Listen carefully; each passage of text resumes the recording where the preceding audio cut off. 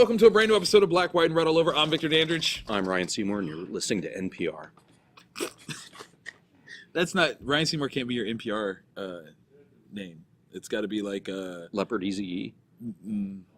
That's different thing altogether That's as totally well. Actually, that's a different sub-form on Reddit. It's very different. Yeah. I saw something that was like, you have to be like something that you ate and like the color of your shirt. Yeah. It was something weird. Yeah. And that's your NPR name. and yeah, what's the one I saw was favorite print and then favorite poet. That works. All right. Yeah. So what do you got? Like if I'm not making a joke? Yeah. Oh man, probably Plaid Naruto. Okay. Naruto. Okay. But not bad. Mine is Paisley Silverstein. That's way better. No, I just went last. That's all. I went last. That's way better. I went last. Even if you put it first, it would still be better. It's Paisley Silverstein, and you're listening to NPR. Habit.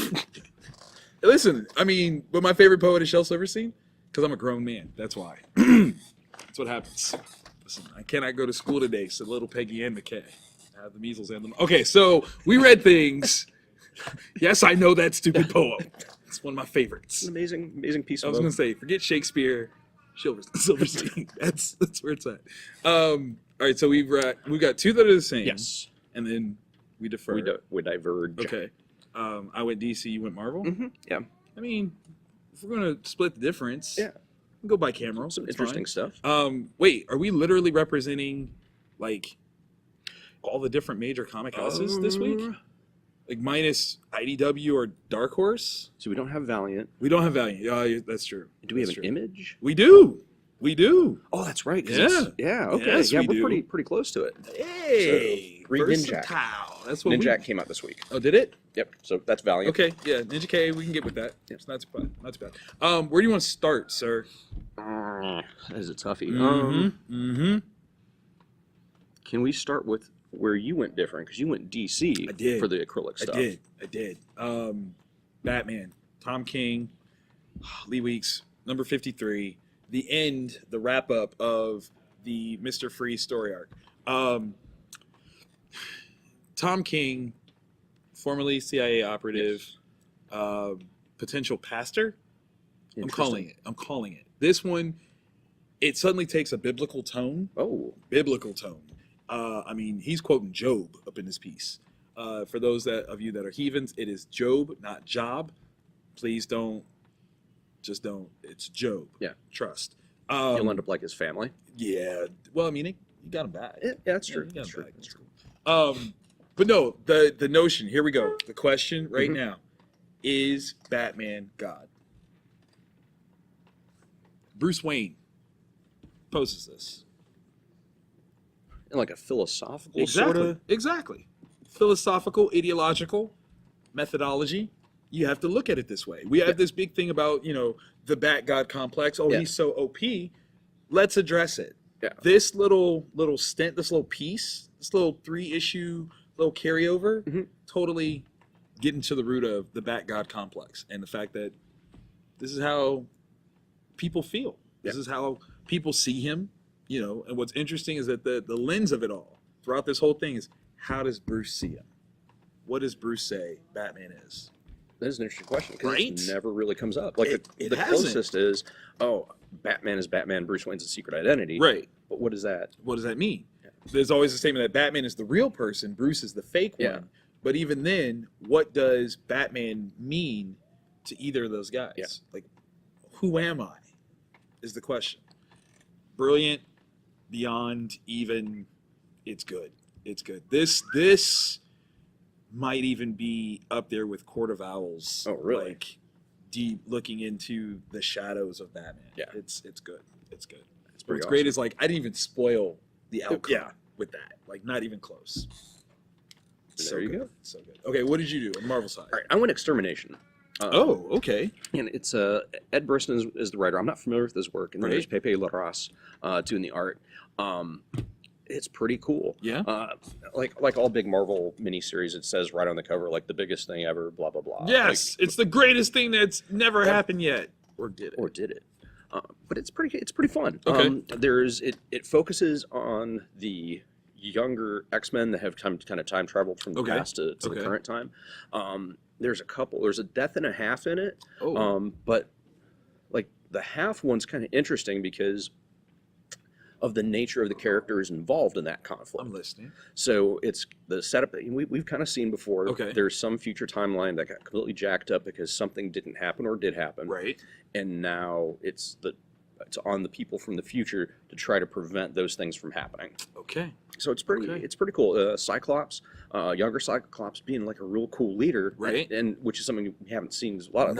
Oh my God, it's been way too long. Yeah, a lot of Scott Summers recently has just been like he's a bad guy or a backseat driver. Yeah, like hey, I don't want to be like that guy. I'm just gonna be quiet now. No, that's why you were put in charge for a little bit until Storm stepped in. Took it from you. Yeah. Took it like a G. Mm-hmm. She was like, nah, you don't get it. Peep my mohawk. Yes. So. Would Cyclops be cooler if he had a mohawk? Oh, no. No? No. He'd be a poser, wouldn't he? Yeah. Like, you would look at him like... Because it would be a faux hawk. It would. Yeah, and it would like... Like, you don't mean it. Yeah. He's like, no, I shoot lasers out of my face. Let's go shop at Abercrombie and Fitch. Oh, like, that's because he totally You know what? I want to give him Abercrombie and Fitch, but he totally shops at Marshall's. He totally shops at Marshall's because he'd be like, it's the sensible thing to do. Yeah. I can get the fashion brands, but not the cost. Yeah, there's no need to break the bank because you can pocket that savings, put it in an IRA or a 401k, and continue to grow retirement. He's the guy that doesn't get a haircut. He just parts his hair on the other side. Yeah. That's him. That's Scott Summers. That's it. I called it. That Howler monkey is my daughter.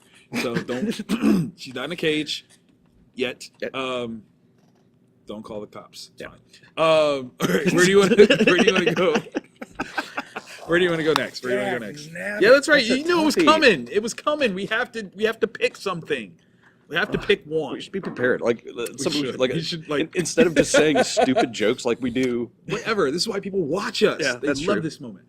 All right, let's do Lost City Explorers first, and then the Magic Order. Okay. All right. No, that works. Lost City, I finally caught up on everything. Yes. So I literally read 1 through 2, because that's a lot. Yeah. In order to read number 3. You gotta set it up, okay? 1 you gotta through 2. 1 through 2.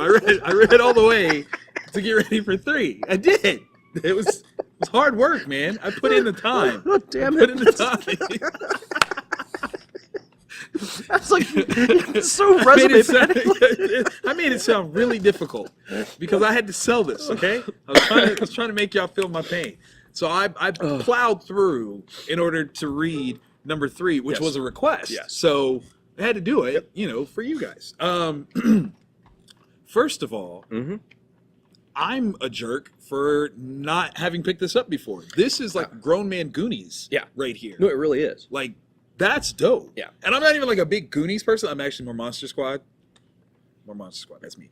But the setup of it is more of this grown-up adventure that these kids reluctantly get into that I'm all about. Yeah. Like, this is brilliant. Now, this is one that this has been optioned, yes? Yes, it's been optioned. I think television. Okay. I think television, if I'm wrong. I will watch this. I will absolutely watch this. Because it's fun. Yeah. It's exciting. The action is paced proproperly. Very, very well. Very well. Because it starts out with Zach Kaplan. Right. And let's see. Okay, yeah, because I'm going to butcher that. Alvaro Ceresca. Okay. So it's the basic premise is this father has gone missing. And he's not been a particularly good father, but he's been like a scientist. Right. And he thinks that he has found Atlantis underneath New York City. Wait, now when you say this, because this is the pitch that you said before, and I'm like, that's an interesting premise. Yeah.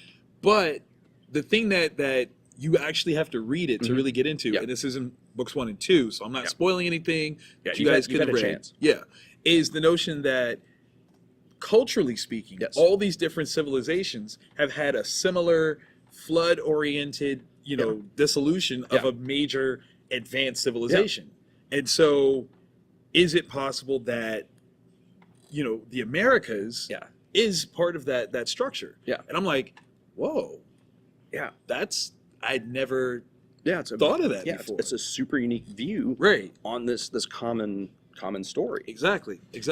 And it's fun. Like the dynamic that these kids, I don't know, kids are late teens, early 20s. Right. So it's not like 16 too, but still. Yeah.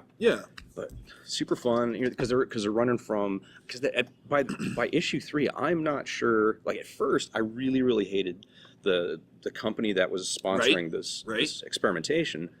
Now you have to ask questions of, are they strictly trying to protect themselves, or are they trying to protect the greater good? Right. You know, and that's where I'm wondering, especially that's coming important. out of what we know in issue 2, and then exactly. So basically, what we have is the scientist's father goes missing after opening like a portal to Atlantis. Something comes out of this portal. Seems to take him and somebody else in there. It's gone for 2 days. Family's dealing with it. We pick up here where the kids are literally on the run from this company because they snuck in to prove some things, and they did. I mean, granted, if the company is not necessarily the bad guys, they're not necessarily innocent. There's a little bit of gray in there. But it's brilliant the way that they play up the different angles. I like it a lot. It's very, very cool. I want to see this live action. I think it'd be amazing live action. Just even like this sequence where they're getting from point A to point B, running through the sewers, running through the subway tunnels. So dope.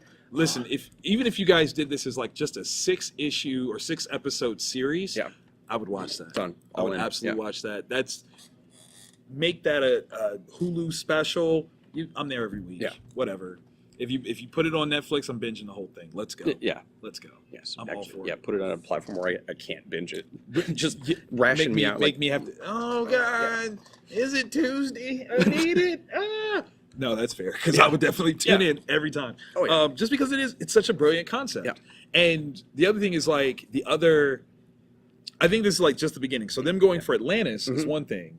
For the other mythical landmasses. I think this could be a carryover branch into. Because if it's a common technology, can we? Maybe they think it's Atlantis that they went to, and instead it's somewhere else, and you're like, oh snap! Because in the back where it's got the write-up stuff. It's dope. It's dope. All right. Speaking of Netflix things, things I cannot wait for, things I want more of. We actually. Thank goodness for this cover for this book. Because the other two covers. The other two. There are things that are not shown. And it still doesn't matter. I still wouldn't want my Nana to find this book. I don't want it. Like there's words that come to mind. Undulating. Oh, that's a good one. Writhing. Yes. Titular. Titular Is another one. Yes. Kindergarten. Whoa. Don't you judge my youth. Time out. Don't you judge my childhood. Time out. That's not hit up your local comic store. We'll talk about this after the fact. What cover we're talking about. We're talking about Magic Order number 3, Mark Millar and Olivia Copiel. Oh my God. Yes. Things have moved forward. The moments where it's family related, like father son, and then father. Okay, Let's try not to spoil this one. So I'm trying to think because there are two. Okay, wait. Okay, here we go. The characters that we've seen. Yes, we've got Regan. We've got his sister, Cordelia. They are in a different place than we have seen them before. Yes. Regan, while definitely an aggressive individual, very forward in it. Yes. He is about business right now. He Yes. is not playing. Yep. It is not a joke. He understands the depth of which everything is in. Yes, he does. And he is putting his foot down he is. On stuff. Cordelia is not the screw up right now. She's sober. She is focused. In there. Yeah. Like, even she recognizes how hardcore the situation's gotten. Yep. Oh my God. Can we just express how terrifying because I don't want to see that in live action. I don't want to see him. I do, but I've got problems. I know the dreams will come. Yeah. They will not go well. The blood in his eyes. Because he's not just a bad guy. Like, no, it's more like something out of a horror story. it's like something that was unleashed. Yeah. And that's okay. So like at this point, what I'm concerned with is that they won't ever be able to put him back.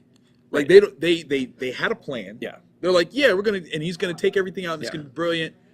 And then they won't be able to put him back because there has been nothing. I have not seen anything where his power level has checked. No. Like, the moment where I thought we were getting that. Nope. Yeah. Nope. Something. Nope. Turned on its. Go this way. It's like it's the raptors from freaking Jurassic Park, where you think you see them, right? But it's the two on the side that you didn't even pay attention to. Okay. Without spoilers. Yeah. Try this. As a father. There's those two sequences that messed me up. Killed me. That messed me up. That Really killed bad. me. Really bad. I thought for the longest time that what happened to that character was like external based. Yes, not an internal where in a very real, very understandable, real world, like practical. Well, of course you would have, because if I were you, I would have. Yeah. It made me feel like when Bendis was doing Ultimate Spider-Man, and made a decision to reveal that he was Spider-Man to Mary Jane. Yeah. He was like, if I was a teenage boy and I liked a girl, that's absolutely what I would do. Yeah. And it put me in that spot Yeah. where I'm like, this is absolutely real. Yeah. And is the worst thing ever. Yeah. Like, oh my God. Like I'm going through the list of stuff where I'm like, okay, is it reasonable to presume that John Kent, Superman's son, is safe from this because of who his dad is? Possible, because he's a different power set, different sort of thing. But would he be like, hey, when he doesn't say, hey, look what I can do, is that a rational thing? Is that a reasonable thing? Like, you get it from Damien. I get it from Damien because Damien's whole thing is, I'm trained to kill you. So if I show you what I can do, I'm trying to kill you. Yeah. That's and my dad doesn't want me to kill people, so I'm not going to show you what I can do. Yeah. Okay, fine. Yeah. Okay, fine. But I mean, like, is this, if Spider-Man and Mary Jane had a baby, is this hey, my dad can do this. Yeah. Can I walk on walls? Oh my God, like. Kind of, yeah. Because that was so heartbreaking. Dude. Because I can totally, like, it's bad. It's gut-wrenching. It's all kinds of bad. And I guess what got me is that that wasn't what I thought happened. Yeah. And that's what got me. Like, that's the part, Mark, I don't understand. Like, I study you. I study you. I should be able to predict these things. I assumed something else. Right. More external based. That's what I'm saying. Yeah. Like, it was like, oh, we went after something and something came back, and instead of getting me, it got her. Like, that's what I expected. Yeah. Not that. Yeah. Yeah. That as a dad, that messed me up. Like, literally, I expect everyone to go home and check their gun cabinets, like, the whole nine. Like, yeah, because once I figured out, because the first couple panels of that section, I'm like, why you keep like going back to that? Yeah, and then you put it together, and you're like, it's like, oh dang, I would have swore, like, because I did, yeah, I did, I'm not gonna lie, I did, oh. I did. I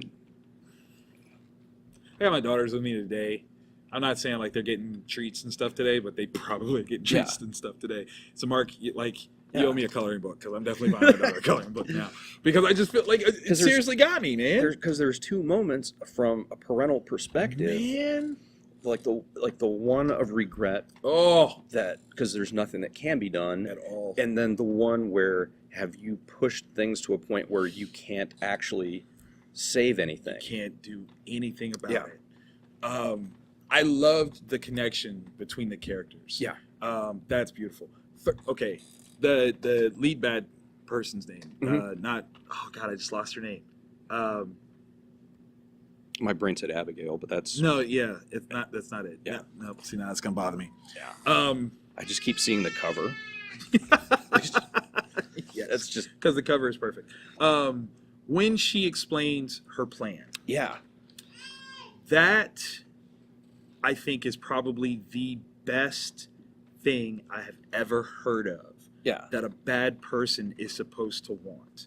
Because it's not. Because it's not. Yeah. It's not at all. So normally there's like this megalomaniacal. That's the problem with this one. Yeah. Like you in that moment, Yeah.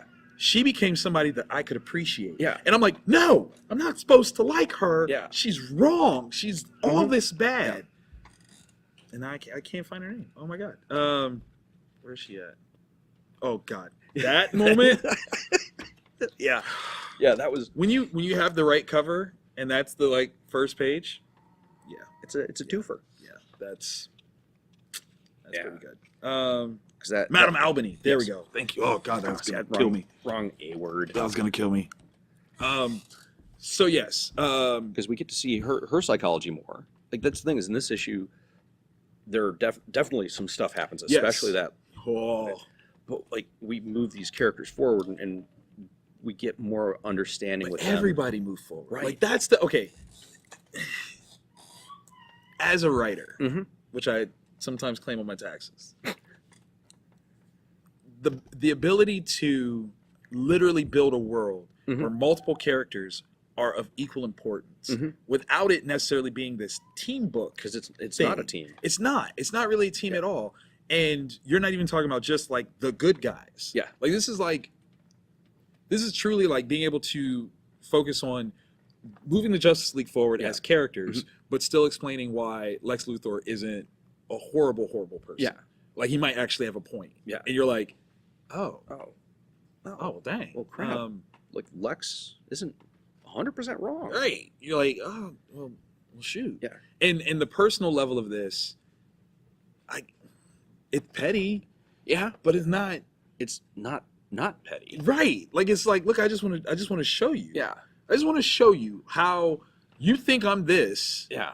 But I'm actually something totally different. Yeah. Totally different. And you just got to read it. Yeah.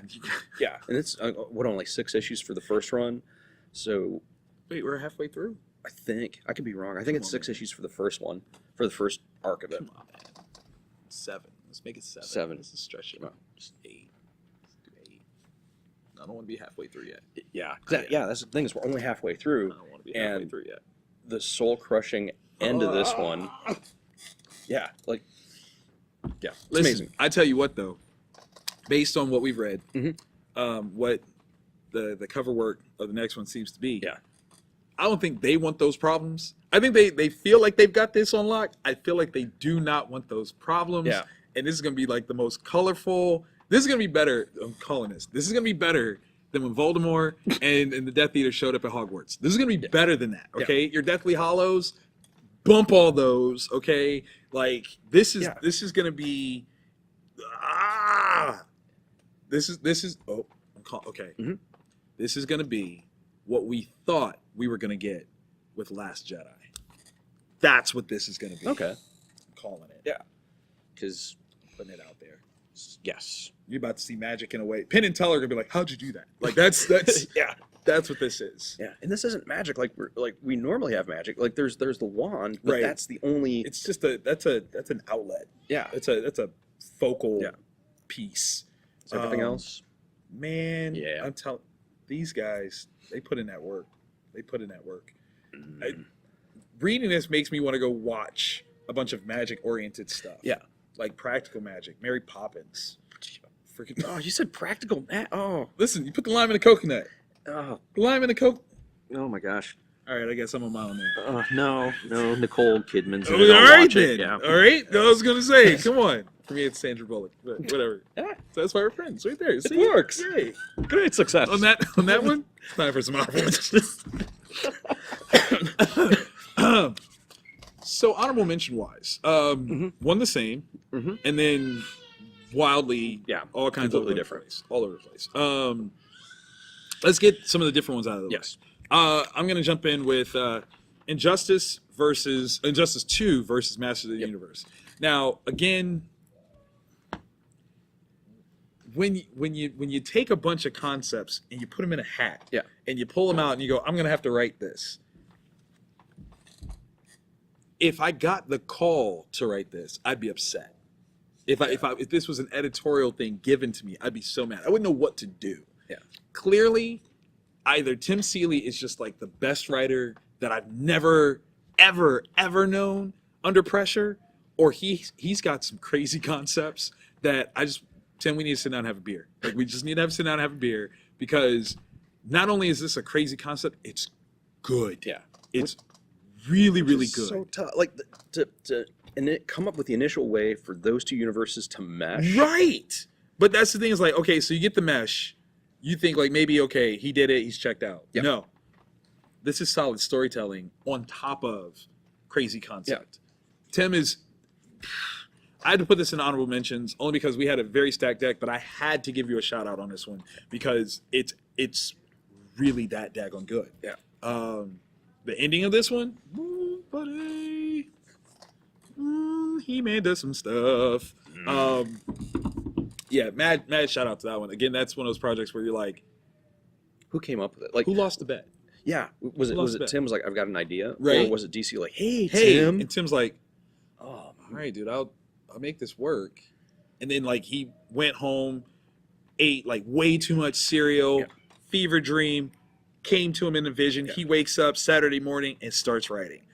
Maybe that happened. Maybe. I'd be curious to know. I'd be curious. But seriously, really well written. Williams II, Freddie, I'm not even gonna say those things. You already know.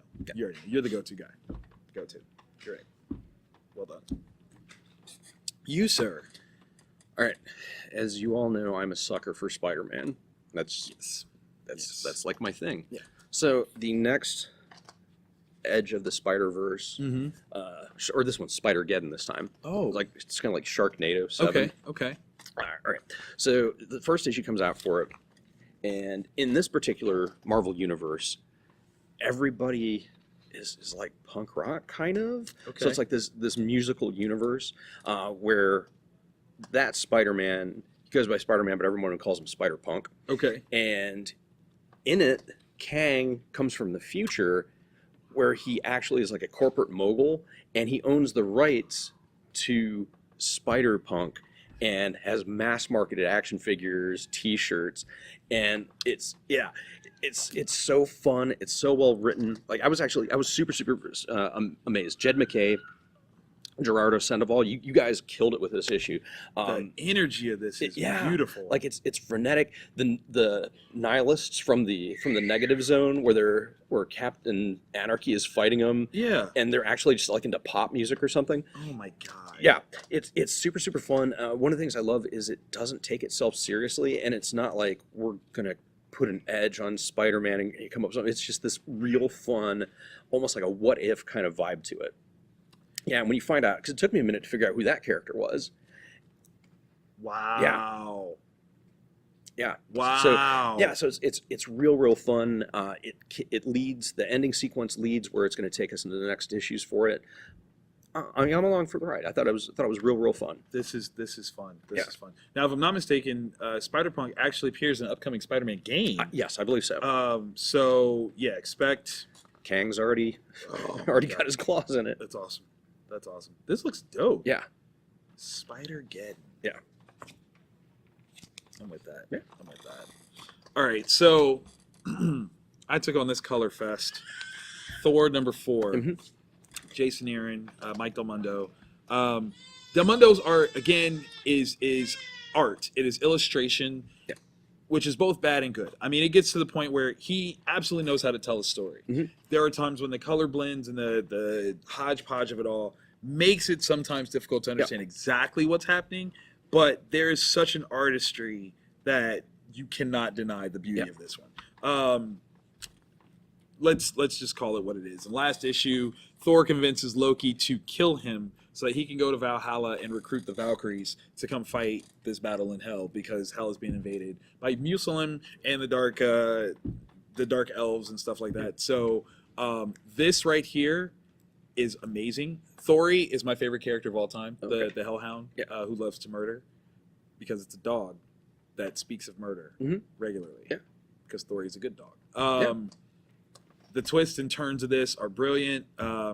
Jason Aaron's Thor run is it at the level now that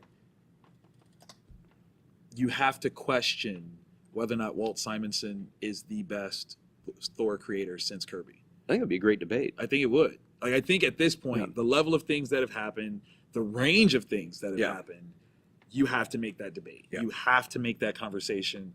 And I almost would say, okay, you take all the things that happened in the Williamson run, and all the things that have happened in Aaron's run, and you just start saying them like one at a time, and whoever runs out first loses.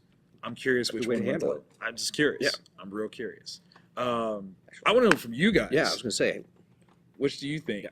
Is it a generational thing? It is Simonson like the Silver Agey type thing, and Aaron is like now this modern age thing? Yeah. I'm curious. Maybe. I'm curious. Yeah. Let us know. Let us know who your iconic Thor creators are. Let's do that. Last but certainly not least, this messed me up from the cover. Yes. This is Jinx World, which is Bendis's imprint within DC Comics. Yes. The thing is, though, nothing about this cover says DC Comics. No, not one bit. Like, at all. It's not like Vertigo either. No. Like, it's this very unique sort of... This, like, literally upon first look, I missed what this was. Yeah. Thinking that it was another image book. Yeah. I thought it was an image book. The feel and design of this, I mean, even from the ad in the back, is very Image Comics. So while I've seen a couple things where it's supposed to be the higher-ups are like questioning whether or not Bendis is bringing the energy that they want. Yeah. Okay, maybe Superman is not going to turn the tide per se. Yeah. But if he's bringing image-level quality stories away from Image, that's a big deal, because like that's the invoke thing for a lot of mainstream creators right now, is to go over to Image where they've got creator-owned rights and can still, farm and all this different stuff. But if he's bringing that to DC and DC has any benefit from it, that could be huge. Yeah, because this is unique. This is not what you would consider like a normal DC book. No, far from it. Far from it. Because it's... But it is very much so Bendis book. Yeah. It is very much so Bendis book. It's violent. It's beautiful. Right. It's conversational. Super conversational. Yeah, the dialogue is perfect. This sequence. That was beautiful. Yeah. That was absolutely beautiful. And then that. Like, the characters are deeper than they initially appear. And the way, once you begin to, you get the background for her. Right. And then you come to the present, because everything is so threatening. Yes. But so, corporate's not the right word. There's a business like... Dude, you're right. You're absolutely right. Corporate's not the right word, but it's very structured. Yeah. It's very, very structured. Yeah. And it's just amazing. I'm trying to think of what to like elevator pitch it as. So good. I'm guessing she's an albino. It's no, I can't. It's kind of like a modern noir, except she's not the femme fatale. I'm getting the vibe that he is going to be the thing that's going to bring her down. Okay.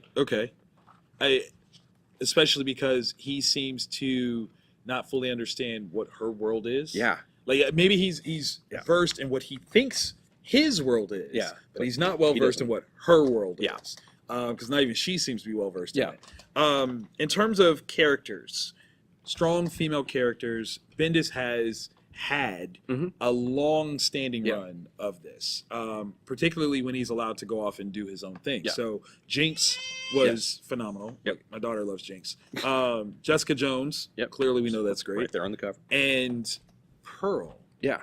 I think she will be a thing. Yeah. She's going to be a thing. I'm very curious. I'm very curious as to how this will be received. Yeah. Want to see where this goes. Yeah. I'm hoping it's well received, because I really enjoyed it. I really enjoyed it myself. So y'all do us a favor, pick this up. Yeah. It's got a variant or two, doesn't it? Yeah. There's even a blank cover for it. So hit your favorite artist up and see if you can get it your own cover. If everything goes well, Dave Mack will be in Wizard World Chicago next weekend. So that would be pretty sweet. Oh yeah. Just saying. Get him to commission a spider. which will make sense when you read it with no spoilers there. That'd be real cool. Oh, man. Dude. Yeah. Good call. Good call. Dude, this is a good week. It was a very, very good week. It was a really, really good week. A lot of good stuff. If this is your first time watching us, hit the subscribe button, man. You definitely want to see us more often. We laugh. We enjoy what we're reading. Yeah. We're comic book fans, okay? I'm a creator. He's a retailer. Yeah. I enjoy comics. It's good stuff. We love it. And hit the bell so you get the notification, because that's important. Yeah. And since I brought it up, Wizard World Chicago is just around the corner. If you guys have not bought your tickets, shame. Yes. No shame. What I want to do is I want to give you 20% off your online stuff, general admission. Use code VANTAGE. You'll save 20%. My gift to you, thank you for watching our show, because we heart you. We heart you a lot. We do. Actually, a lot. Yeah. Like that.